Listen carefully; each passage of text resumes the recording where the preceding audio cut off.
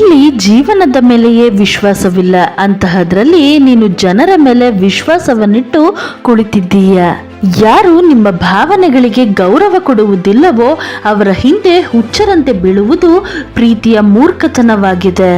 ನಾವು ಎಷ್ಟು ಸುಧಾರಿಸಿದ್ದೇವೆ ಎಂದರೆ 1000 ಮೈಲು ದೂರ ಕುಳಿತವರನ್ನು ನಾವು ನೋಡುತ್ತೇವೆ, ಕೇಳುತ್ತೇವೆ. ಹಾಗೆಯೇ ಎಷ್ಟು ನಾಚಿಕೆ ಬಿಟ್ಟವರಾಗಿದ್ದೇವೆ ಎಂದರೆ ನಮ್ಮ ಹತ್ತಿರ ಇರುವವರ ನೋವು ಕಾಣಿಸುವುದಿಲ್ಲ ಮತ್ತು ಅನುಭವಕ್ಕೂ ಬರುವುದಿಲ್ಲ. ಆರಿಸಿಕೊಳ್ಳುವ ಆಯ್ಕೆಗಳು ಇಲ್ಲವೆಂದರೆ ಬಿಟ್ಟು ಬಿಡುವುದು ಒಂದೇ ಆಯ್ಕೆಯಾಗಿದೆ. ಪ್ರೀತಿ ಮತ್ತು ಚುನಾವಣೆಯಲ್ಲಿ ಕೊಡುವ ಭರವಸೆಗಳು ಯಾವತ್ತೂ ಸ್ವಾರ್ಥದಿಂದಲೇ ಕೂಡಿರುತ್ತದೆ. ಕುದಿಯುವ ನೀರಿನಲ್ಲಿ ಹೇಗೆ ನಮ್ಮ ಪ್ರತಿಬಿಂಬ ಕಾಣಿಸುವುದಿಲ್ಲವೋ ಹಾಗೆಯೇ ಅಶಾಂತ ಮನಸ್ಸಿನ ಸಮಸ್ಯೆಗೆ ಯಾವ ಪರಿಹಾರವೂ ಸಿಗುವುದಿಲ್ಲ. ಶಾಂತಚಿತ್ತರಾಗಿ ನೋಡಿ, ಎಲ್ಲ ಸಮಸ್ಯೆಗೆ ಪರಿಹಾರ ಸಿಕ್ಕೇ ಸಿಗುತ್ತದೆ. ನಿಮಗೆ ಏನು ಸಿಗುತ್ತಿದೆ ಅದೇ ನಿಮಗೆ ಒಳ್ಳೆಯದು. ಅದು ನಿಮಗೆ ಗೊತ್ತಿಲ್ಲ, ಮೇಲೆ ಒಬ್ಬ ಕೊಡುವವನಿದ್ದಾನಲ್ಲ ಅವನಿಗೆ ಸರಿಯಾಗಿ ಗೊತ್ತಿದೆ. ನಮ್ಮಲ್ಲಿಯೂ ನ್ಯೂನ್ಯತೆಗಳಿವೆ, ಏಕೆಂದರೆ ಹಿಂದೆ ಮುಂದೆ ಯೋಚಿಸದೆ ಎಲ್ಲರ ಮೇಲೂ ವಿಶ್ವಾಸವಿಡುತ್ತೇವೆ. ನಿಮ್ಮನ್ನು ಇಷ್ಟಪಡುವವರು ನಿಮಗೆ ಸಮಯ ಕೊಡುವುದನ್ನು ನಿಲ್ಲಿಸಿದರೆ ಅರ್ಥ ಮಾಡಿಕೊಳ್ಳಿ, ಈಗ ಅವರು ನಿಮ್ಮವರಾಗಿಲ್ಲ ಎಂದು. ಬೇರೆಯವರು ನಗುತ್ತಾ ಇರಲಿ ಎಂದು ನಾವು ನಗುತ್ತೇವೆ, ಇಲ್ಲ ಅಂದ್ರೆ ಹೃದಯದಲ್ಲಿ ಎಷ್ಟು ನೋವಿದೆ ಎಂದರೆ ಅಳುವುದಕ್ಕೂ ಆಗುವುದಿಲ್ಲ. ನಿಮ್ಮ ಹಕ್ಕಿಗಾಗಿ ಹೋರಾಡುವುದನ್ನು ಕಲಿಯಿರಿ, ಏಕೆಂದರೆ ಯಾರು ಶಾಂತ ಮತ್ತು ಮೌನವಾಗಿರುತ್ತಾರೋ ಅವರನ್ನು ಯಾರು ಕೇಳುವುದಿಲ್ಲ. ಜೀವನ ಪೂರ್ತಿ ಅವರನ್ನು ನಿಭಾಯಿಸಿಕೊಂಡು ಹೋಗುವುದಾದರೆ ಮಾತ್ರ ಅವರ ಕೈಯನ್ನು ಹಿಡಿಯಿರಿ. ನೀವಿರಲಿ ಬಿಡಲಿ ಇದರ ಯಾವ ವ್ಯತ್ಯಾಸವೂ ಇರದೆ ನಿಮ್ಮ ಕಡೆ ಒಲವಿನಿಂದ ಮಾತನಾಡದೆ ಇರುವವರನ್ನು ಪ್ರೀತಿಸುವುದೆಂದರೆ ದಿನಾಲೂ ಸಾಯುತ್ತಾ ಬದುಕಿದ್ದಂತೆ. ಯಾರನ್ನಾದರೂ ಪ್ರೀತಿಸಿದರೆ ಅವರಿಂದ ಯಾವ ನಿರೀಕ್ಷೆಯನ್ನು ಇಟ್ಟುಕೊಳ್ಳಬೇಡಿ. ನೋವು ಪ್ರೀತಿ ಮಾಡುವುದಕ್ಕೆ ಆಗುವುದಿಲ್ಲ, ನಿರೀಕ್ಷೆಯನ್ನು ಇಟ್ಟುಕೊಳ್ಳುವುದರಿಂದ ಆಗುತ್ತೆ. ಯಾವುದೇ ಕೆಲಸವಾಗಲಿ ಸಣ್ಣದು ದೊಡ್ಡದು ಅಂತ ಇರುವುದಿಲ್ಲ.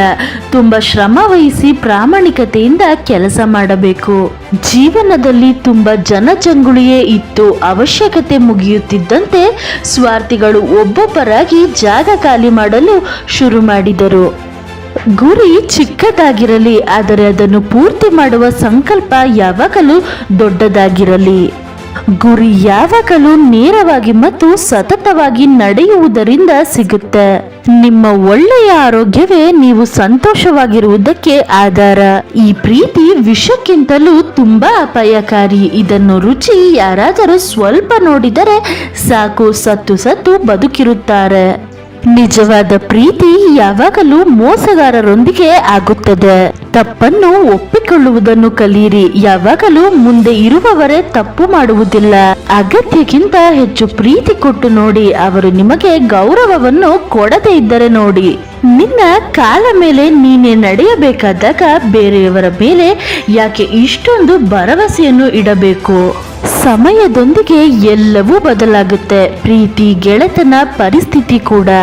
ವಿರೋಧಿಸುವವರು ಮತ್ತು ಸತ್ಯದ ಸಮರ್ಥನೆಯನ್ನು ಮಾಡುವವರು ಒಂಟಿಯಾಗಿರಬಹುದು, ಆದರೆ ದುರ್ಬಲರಾಗಿರಲು ಸಾಧ್ಯವಿಲ್ಲ.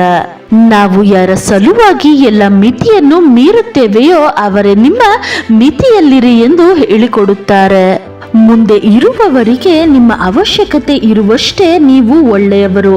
ನಿಮ್ಮ ಅವಶ್ಯಕತೆ ಮುಗಿಯಿತು ಎಂದರೆ ಅಲ್ಲಿಗೆ ನೀವು ಕೆಟ್ಟವರಾಗಿ ಬಿಡುತ್ತೀರಿ. ಮನುಷ್ಯ ಮನಸ್ಸು ಮಾಡಿದರೆ ತನ್ನ ಭಾಗ್ಯವನ್ನೇ ಬದಲಾಯಿಸಿ ಬಿಡಬಹುದು, ಆದರೆ ಅವನಲ್ಲಿ ದೃಢವಾದ ನಂಬಿಕೆ ಇರಬೇಕಾಗುತ್ತದೆ. ಕೋಪದಲ್ಲಿ ಒಬ್ಬ ದುರ್ಬಲ ವ್ಯಕ್ತಿಯು ಕೂಡ ಒಬ್ಬ ಬಲಿಷ್ಠ ವ್ಯಕ್ತಿಯ ಮೇಲೆ ಕೈ ಎತ್ತಲು ಹಿಂದೆ ಮುಂದೆ ನೋಡುವುದಿಲ್ಲ. ಅದರ ಮುಂದಿನ ಪರಿಣಾಮ ಏನೇ ಆದರೂ ಕೂಡ ನಮಗಿರುವ ಆಸೆಗಳೇ ನಮ್ಮನ್ನು ಜೀವಂತವಾಗಿರಲು ಪ್ರೇರೇಪಿಸುತ್ತದೆ. ಇಲ್ಲವೆಂದರೆ ಮನುಷ್ಯನಿಗೆ ಈ ಜೀವನವೇ ಬೇಸರವಾಗಿ ಬಿಡುತ್ತದೆ. ಕಾಳಜಿ ಮಾಡುವುದನ್ನು ಬಿಟ್ಟು ಬಿಡಿ. ಜನ ನಿಮಗೆ ನೋವು ಕೊಡುವುದನ್ನು ನಿಲ್ಲಿಸಿ ಬಿಡುತ್ತಾರೆ. ಜೀವನದಲ್ಲಿ ಶಾಂತತೆಯನ್ನು ಕಾಪಾಡಿಕೊಳ್ಳಬೇಕಾದರೆ ಮೊದಲು ನಿಮ್ಮ ಮನಸ್ಸನ್ನು ಶಾಂತವಾಗಿಟ್ಟುಕೊಳ್ಳುವುದನ್ನು ಕಲಿಯಿರಿ. ಒಬ್ಬ ಹುಡುಗ ಮತ್ತು ಹುಡುಗಿ ನಿಮಗೆ ಮೋಸ ಮಾಡಬಹುದು, ಆದರೆ ನಿಮ್ಮ ಪರಿಶ್ರಮ ಎಂದಿಗೂ ನಿಮಗೆ ಮೋಸ ಮಾಡಲಾರದು. ನಿಮ್ಮ ಆತ್ಮವಿಶ್ವಾಸ ಗಟ್ಟಿಯಾಗಿದ್ದರೆ ಜಗತ್ತಿನ ಯಾವ ಶಕ್ತಿಯು ನಿಮ್ಮನ್ನು ಸೋಲಿಸಲು ಸಾಧ್ಯವಿಲ್ಲ. ಮೂರ್ಖರಿಂದ ಯಾವತ್ತೂ ಸಿಹಿಯಾದ ಮಾತುಗಳ ಅಪೇಕ್ಷೆ ಇಟ್ಟುಕೊಳ್ಳಬೇಡಿ, ಯಾಕೆಂದರೆ ಕಾಗೆಯ ಧ್ವನಿ ಯಾವತ್ತೂ ಕೋಗಿಲೆ ಧ್ವನಿಯಾಗಲು ಸಾಧ್ಯವಿಲ್ಲ. ಯಾರಿಗೆ ಸಾಲ ತೆಗೆದುಕೊಳ್ಳುವ ಮತ್ತು ಉಪಕಾರವನ್ನು ತೆಗೆದುಕೊಳ್ಳುವ ಅಭ್ಯಾಸವಿರುತ್ತೋ ಅವರು ಯಾವತ್ತೂ ಒತ್ತಡದಲ್ಲಿಯೇ ಇರುತ್ತಾರೆ. ಗಡಿಬಿಡಿಯಲ್ಲಿ ಯಾವ ನಿರ್ಧಾರವನ್ನು ತೆಗೆದುಕೊಳ್ಳಬೇಡಿ, ಏಕೆಂದರೆ ಗಡಿಬಿಡಿಯಲ್ಲಿ ತೆಗೆದುಕೊಂಡ ನಿರ್ಧಾರ ಯಾವಾಗಲೂ ತಪ್ಪಾಗಿರುತ್ತದೆ. ಕೊಲೆಗಾರ ನನ್ನ ಶತ್ರು ಆಗಿದ್ದರೆ ನನಗೆ ಯಾವ ಬೇಜಾರು ಇರಲಿಲ್ಲ, ಆದರೆ ನನ್ನ ಬೆನ್ನ ಹಿಂದೆ ಚುಚ್ಚಿರುವ ಚಾಕು ನಮ್ಮವರು ಎನ್ನಿಸಿಕೊಂಡವರೇ ಹಾಕಿದ್ದಾರೆ. ಕೆಲಸವನ್ನು ಪೂರ್ತಿ ಮಾಡದೆ ಅರ್ಧಕ್ಕೆ ನಿಲ್ಲಿಸುವ ನಿಮ್ಮ ಅಭ್ಯಾಸವೇ ಜೀವನದಲ್ಲಿ ನಿಮ್ಮನ್ನು ಹಿಂದಕ್ಕೆ ನಿಲ್ಲಿಸುತ್ತದೆ. ಒಬ್ಬ ವ್ಯಕ್ತಿಯು ಅಭ್ಯಾಸವಾಗಿ ಬಿಟ್ಟರೆ ಆ ದಿನದಿಂದ ವ್ಯಕ್ತಿ ನಿಮ್ಮನ್ನು ಯಾವಾಗ ಬೇಕಾದರೂ ಹಾಳು ಮಾಡಿಬಿಡಬಹುದು.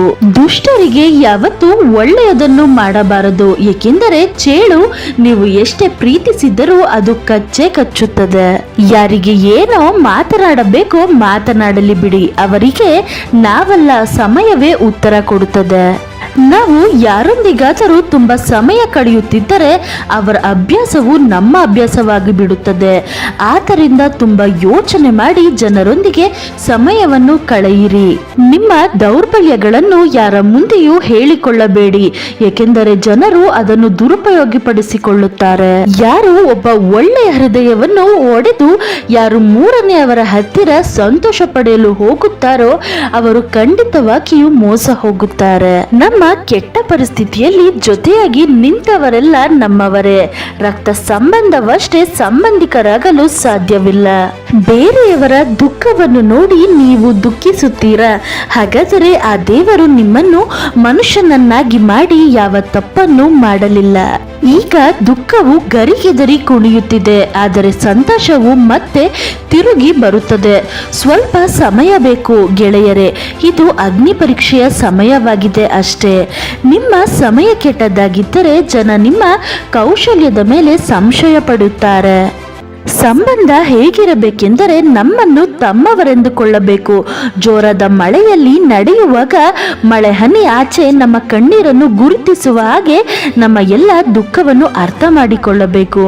ಜೀವನದಲ್ಲಿ ಆನಂದವಾಗಿರಬೇಕೆಂದರೆ ನಿಮ್ಮ ಇಚ್ಛೆಗಳ ತ್ಯಾಗ ಮಾಡಿರಿ, ಕಾರಣ ಇಚ್ಛೆಗಳೇ ನಮ್ಮ ದುಃಖದ ಮೂಲ ಕಾರಣವಾಗಿದೆ. ಹೊಡೆದ ಹೃದಯ ಹೊಡೆದ ಗಾಜಿನಂತೆ ಅಪಾಯಕಾರಿ. ಯಾರ ಮೇಲೆ ವಿಶ್ವಾಸವು ಇಡುವುದಿಲ್ಲ ಮತ್ತೆ ಯಾರ ಮೇಲೆ ಪ್ರೀತಿ ಅಪೇಕ್ಷೆಯನ್ನು ಪಡುವುದಿಲ್ಲ. ಯಾರನ್ನಾದರೂ ಜೀವಕ್ಕಿಂತ ಹೆಚ್ಚಾಗಿ ಪ್ರೀತಿಸುತ್ತೇವೆ ಎಂದರೆ ಪ್ರೀತಿ ಸಿಗುವುದಿಲ್ಲ, ಅದಕ್ಕೆ ಬ್ಯಾಂಕ್ ಬ್ಯಾಲೆನ್ಸ್ ಕೂಡ ಇರಬೇಕಾಗುತ್ತದೆ. ಯಾರು ಹೃದಯದಿಂದ ಪವಿತ್ರವಾಗಿರುತ್ತಾರೆ ಈ ಜನ ಅವರಿಗೆ ತುಂಬಾ ಪರೀಕ್ಷೆಯನ್ನು ಕೊಡುತ್ತದೆ. ನಿಮ್ಮನ್ನು ಮನಸ್ಸಿನಿಂದ ಪ್ರೀತಿಸುವವರಾದರೆ ಗಮನಿಸಿ ನೋಡಿ, ಅವರು ಎಂದಾದರೂ ಈ ಪ್ರಶ್ನೆಗಳನ್ನು ಖಂಡಿತವಾಗಿಯೂ ಕೇಳಿಯೇ ಕೇಳುತ್ತಾರೆ. ನಾನು ನಿನ್ನನ್ನು ಎಷ್ಟು ಇಷ್ಟಪಡುತ್ತೇನೋ ಅಷ್ಟೇ ನೀನು ನನ್ನನ್ನು ಇಷ್ಟಪಡುತ್ತೀಯ. ನಾಳೆ ಬೇರೆ ಯಾರಿಗಾಗಿಯೋ ನನ್ನ ಕೈ ಬಿಡುವುದಿಲ್ಲ ತಾನೆ. Thank you so much for watching. ಜೈ ಶ್ರೀ ಕೃಷ್ಣ.